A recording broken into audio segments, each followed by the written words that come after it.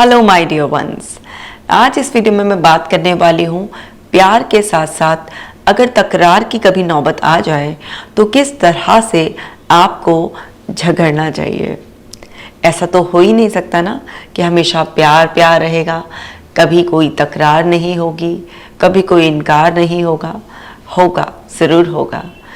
अगर हम उस तकरार में बिल्कुल ऐसे झगड़ा करेंगे कि अपना टेम्पर लूज कर देंगे, सामने वाले को इंसल्ट करने पर लग जाएंगे और उसकी एक बात सुनने की बजाय बस अपनी अपनी बोलने पर लगे रहेंगे, तो फिर छोटी सी बात भी बड़ी बन जाएगी और फिर रिश्ता भी खराब और आपका मूड भी खराब, और न जाने वो कितने दिनों तक लंबा चले या फिर कहीं छोटी सी बात ही ना कारण बन जाए कि आपका रिश्ता खराब हो जाए। उन सब चीज़ों से बचाने के लिए माय डियर वंस, आज मैं आपको टिप देने वाली हूँ कि किस तरीके से आप झगड़े के समय पर आसानी से, आराम से, प्यार से झगड़ा करें। ठीक है, तो मैं आपको 5 टिप्स दूंगी।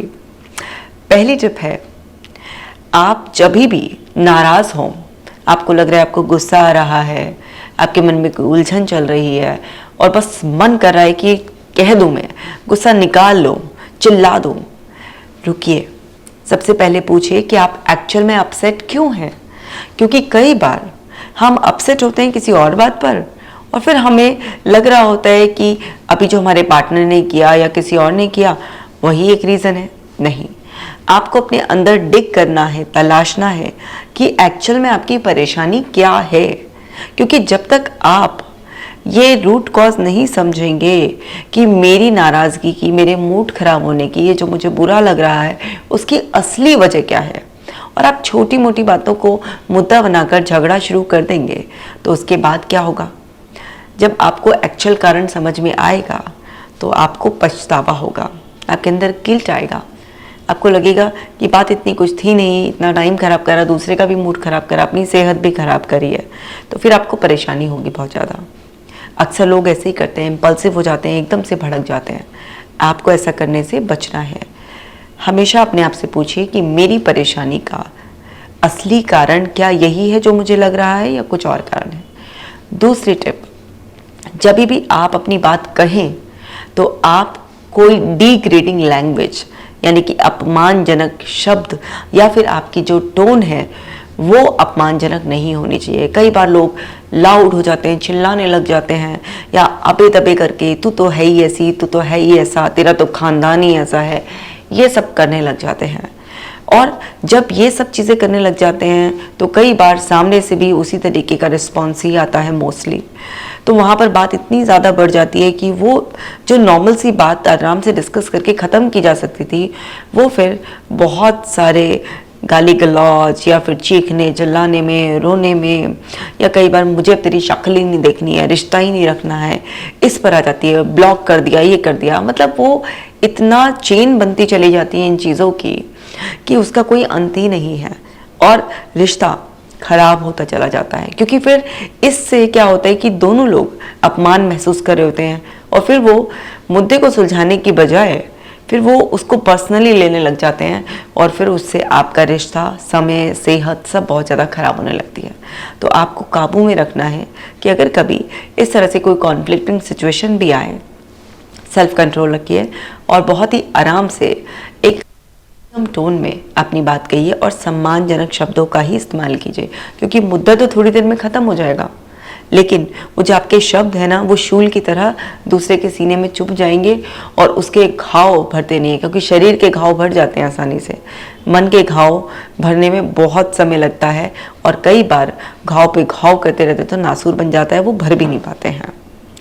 तीसरी बात का जो आपको खास ख्याल रखना है वो ये है कि आप एक बार में एक ही मुद्दे को डिस्कस करें। बहुत सारे लोग क्या है ना, अगली पिछली बहुत सारी बातें ले आते हैं एक साथ से और ऐसा लगता है कि आज बस मौका मिला है, सामने वाले को पूरी तरीके से फंसा ही दो। नहीं, अगर मुद्दे डिस्कशन के 3-4 भी हैं तो एक बार में तो आप एक ही को डिस्कस करोगे ना, क्योंकि अगर माइंड एक चीज़ को, प्रॉब्लम को सुलझाने पे फोकस कर रहा है तो पहले उसे सुलझ जाने दो, तब दिमाग को दूसरी बातों पर लगाओ। लेकिन अगर आप उसे इधर उधर ऑपोजिट डायरेक्शंस में दौड़ाएंगे तो फिर वो वहाँ पर एक भी मुद्दे को सुलझा नहीं पाएगा और सामने वाले को भी लगेगा अच्छा इतनी शिकायतें थी मुझसे, इतना भरा हुआ था तुम्हारे मन में, तो वहां पर बात बनने की बजाय और बिगड़ जाएगी। तो एक बार में एक ही मुद्दे पर बात करें, और जब सामने वाला बात कर रहा है तो उसकी बात सुने। ये नहीं कि बीच में जब टोका टाकी या दिमाग में चल रहा है, अच्छा इसने ये कहा है, अब मुझे इसका जवाब ये देना है, ये सब नहीं करना है। क्योंकि इस सब से आप एक्चुअली प्रूव करने के मोड में है, इम्प्रूव करने के मोड में नहीं है। जब आप प्रूव करने के चक्कर में लग जाते हैं तो आप कभी भी अपने आप को इम्प्रूव नहीं कर सकते, रिश्ते को इम्प्रूव नहीं कर सकते। लेकिन जो इम्प्रूव करने पर लग जाते हैं वो अपने आप ही सब चीज़ों को प्रूव कर देते हैं। क्योंकि इम्प्रूव में क्या है, अगर आप इम्प्रूव की स्पेलिंग है ना, उसमें आई और एम को अलग कर दें तो इम्प्रूविंग का प्रूविंग हो जाएगा। आई एम प्रूविंग मीन्स जो इम्प्रूव कर रहा होता है वो अपने आप को प्रूव कर रहा होता है। तो आपको ये चीज़ समझनी है बहुत ही ज़्यादा क्लियरली कि आपको सामने वाले को सुनना है, समझना है। मौका जिस तरीके से आप चाह रहे हैं कि आपकी भी बात सुनी जाए और एक बार में एक मुद्दे पे डिस्कशन करें तो वो क्वालिटी डिस्कशन होगा और फिर उससे कोई ना कोई सोल्यूशन निकल आएगा। और आप ये जो फिजूल की चीज़ें हैं, खुद भी इतना स्ट्रेस में आ गए हैं, गुस्से से अपना चेहरा लाल कर लिया, अपना ही खून जला रहे हैं और बस ये सोच रहे हैं कि ये सब हो रहा है आपके अंदर और इससे फ़र्क पड़ रहा है दूसरे पर। सबसे ज़्यादा तो आप पर ही फ़र्क पड़ रहा है। समझ गए हैं? अब चौथी बात क्या ध्यान रखनी है वो ये है कि आप जो भी एक्सप्रेस कर रहे हैं उसकी रिस्पॉन्सिबिलिटी लीजिए। अगर आपने अपने वर्ड्स की, अपनी फीलिंग्स की रिस्पॉन्सिबिलिटी नहीं ली और बस सामने वाले पर अटैक करने लग गए, ब्लेम पे ब्लेम, ब्लेम पे ब्लेम करे जाने उसे, तो फिर वहाँ पर आप जो है ना उस रिश्ते को भी खो देंगे, उस पल को भी खो देंगे आप, और आगे से आप चैनल्स भी ब्लॉक कर लेंगे। क्योंकि सामने वाले के लिए मतलब क्या हो जाएगा आपका कि बात सुलझना नहीं, इनके लिए तो झगड़ना होता है। तो आप जो भी कहें वो दूसरे को ब्लेम करे बिना अपने ऊपर रिस्पॉन्सिबिलिटी लेते हुए उस बात को कहें। जैसे फॉर एग्जांपल एक छोटी सी बात है, मान लीजिए आपका पार्टनर है, आपसे कोई कमिटमेंट करता है, फॉर एग्जांपल कहीं शॉपिंग पे जाने का, मूवी पे जाने का कमिटमेंट करता है, उसकी हैबिट में है कि वो लेट आता है। तो ये तुम तो कभी टाइम पर ही नहीं आते हो, तुमने तो बस हमारे टाइम को भी ऐसे कर रखा है, हमारा टाइम वेस्ट करा देते हो, ये है वो है, ये शुरू हो जाएंगे आप। डायरेक्ट ब्लेमिंग है। इसी चीज़ को अगर आप तरीके से रिस्पॉन्सिबिलिटी लेते हुए अपनी फीलिंग्स कैसे बोलेंगे कि मुझे बहुत बुरा लगता है जब आप जो भी टाइम हमें देते हैं उस टाइम तक नहीं पहुंच पाते हैं, और उसकी वजह से क्या होता है कि मेरे जो और इम्पोर्टेंट काम है जो मैं निपटा सकती हूँ या निपटा सकता हूँ वो अधूरे रह जाते हैं। तो यहाँ पर आपने क्या किया, आपने एक्सप्रेस किया कि आपको बुरा लगता है। क्यों बुरा लगता है वो कारण भी बता दिया आपने, और फिर उस कारण की वजह से मतलब सामने वाले के एक्शन की वजह से क्या आपके ऊपर उसका इफेक्ट आता है, आपका टाइम वेस्ट होता है, वो भी आपने बता दिया। तो ये हुआ कि आपने अपनी फीलिंग्स को एक्सप्रेस किया। आप शिकायत ही कर रहे हैं एक तरीके से, लेकिन बड़ी समझदारी से शिकायत कर रहे हैं। तो यहाँ पर सामने वाले को वो चीज़ ब्लेम नहीं लगने की वजह से वो उस चीज़ को कंसीडर करना स्टार्ट कर देगा, और जब वो उस चीज़ को कंसीडर करना स्टार्ट कर देगा तो वहाँ पर जो ये सब कुछ आपके साथ हो रहा है ये सब चीज़ें होनी बंद हो जाएंगी। और आप क्या चाह रहे थे, सुलझाना ही तो चाह रहे थे, प्रॉब्लम सुलझ जाएगी आसानी से। तो इस बात का खास ख्याल रखना है। और जो पांचवी बात है वो ये है कि आपको अटैकिंग मोड में नहीं रहना है, आपको कॉम्प्रोमाइज़ करने के लिए उस जो एक तकरार है उसको इनिशिएट करना है। मतलब ऐसा नहीं है कि मेरी 100 की 100 बातें बिल्कुल 100% ऐसी मानी जाएं जैसा मैं चाह रही हूँ या चाह रहा हूँ। आपको समझना है कि रिलेशनशिप में आपको भी थोड़ा फ्लेक्सिबल होना पड़ता है, सामने वाले की बात माननी पड़ती है, तभी जाकर काम बनता है। क्योंकि अगर आप कॉम्प्रोमाइज़ करने की कंडीशन में नहीं अपने आप को लाएंगे, बस ये चाहेंगे कि जो मैंने कह दिया वही फाइनल है, अगर सामने वाला ये करता है तो ठीक है, झगड़ा ख़त्म, वरना तो फिर ये महाभारत चालू ही रहेगा। तो फिर तो सामने वाला भी पूरा युद्ध की तैयारी में है, आप अकेले थोड़ी ना धुरंधर बैठे हैं, सामने वाला भी पूरा पक्का महारथी है। वो भी जो है ना क्या कहते हैं, उसके पास भी ऐसे ऐसे ब्रह्मास्त्र हैं, वो भी निकाल के ऐसे चलाएगा आपके ऊपर कि आपको छलनी करके रख देगा। तो आपको समझना है यहाँ पर आप अपने को ही तकलीफ पहुंचा रहे हैं दोनों रूप में, खुद भी कुड़कुड़ के और सामने वाले पर भी आप शब्दों के बाण चला रहे हैं, तरह तरह के पैतरे अपना रहे हैं उस पर, तो वो भी आप ही का अपना है। तो दोनों ही केस में आप हार जाएंगे, सामने वाले को हरा कर भी आप ही हारे और खुद हारे तो हारे ही हारे। तो आपको समझदारी से इन सब मुद्दों को संभालना है और उसमें से क्वालिटी डिस्कशन, मतलब जो एक तकरार है उसे भी क्वालिटी डिस्कशन में कन्वर्ट कर कर अपने पार्टनर को भी, या जो पार्टनर वो केवल ज़रूरी नहीं कि हस्बैंड वाइफ ही हो, वो कोई भी हो सकता है, उसको एक मैसेज कन्वे करना है, आप मेरे लिए इम्पॉर्टेंट हैं।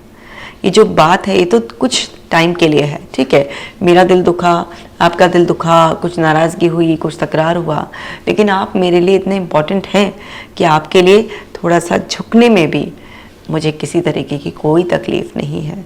क्योंकि इस तरीके की तो ना जाने सिचुएशंस कितनी ज़िंदगी में आएंगी, कितनी जाएंगी, इतनी बड़ी ज़िंदगी होती है, लेकिन यकीन मानिए आप झगड़ा जीत कर अकेले जी नहीं सकते। आपको एक सुख सुविधाओं से भरे महल में, जिसमें सब कुछ सुख सुविधाएं जो आप चाह सकते हैं वो सब कुछ है, अकेला छोड़ दिया जाए और बस बोला है यह ज़िंदगी भर के लिए तुम्हारा हो गया है, ये जादुई महल है, तुम जो चाहोगे हमेशा तुम्हारे लिए उपलब्ध रहेगा। शर्त एक ही है, इसमें आपको कोई इंसान नज़र नहीं आएगा। जैसे ही कोई आया और आपका ये सब सारा सुख सुविधा वैभव सब छिन जाएगा, क्या करोगे? महल चूज करोगे? चूज करोगे भी ना, एक दिन नहीं रह पाओगे, पागल हो जाओगे। तो आपको पता है कि जब इंसानों के बिना रहा ही नहीं जा सकता, सुख सुविधाओं के साथ अकेले नहीं रहा जा सकता, तो रहना तो रिश्तों के साथ ही, अपनों के साथ ही है। तो क्यों छोटी छोटी बातों पर इतना उबाला खाना और रिश्तों को बिगाड़ लेना। हम सबको ह्यूमंस चाहिए अपने आसपास, हमारे को अपने करीबी लोग चाहिए, हमें प्यार चाहिए। जितना प्यार ज़रूरी है, रिश्तों में कभी कभी तकरार भी ज़रूरी होती है, क्योंकि हर तकरार के बाद प्यार बढ़ जाता है। लेकिन अगर वो तकरार तक रहे, आप उसे युद्ध ना बना दें, क्योंकि अगर आपने जहाँ पर तकरारों को युद्ध बनाना शुरू कर दिया तो युद्ध में नुकसान ही नुकसान, हानि ही हानि, विनाश ही विनाश होता है। तो इन 5 टिप्स को बहुत अच्छी तरीके से याद रखिएगा, और अगर किसी से नाराज़गी चल भी रही है तो थोड़ा सा मुस्कुराकर, थोड़ा सा झुककर प्यार से उस रूठे को मना लीजिए, और आगे से इन 5 टिप्स का ध्यान रखिएगा, दोबारा ये इतना रूठने मनाने वाली नौबत आएगी नहीं। तो माय डियर वंस, मैं उम्मीद करती हूँ कि आप अपने रिश्ते को इसी तरीके से, प्यार भरे तरीके से, प्यार और तकरार दोनों के साथ संभालते रहेंगे। इस यूज़फुल वीडियो को आपको बाकी लोगों के साथ भी शेयर करना है, ताकि लोग अपने रिश्ते को बहुत ही प्यार से एंजॉय कर पाएँ।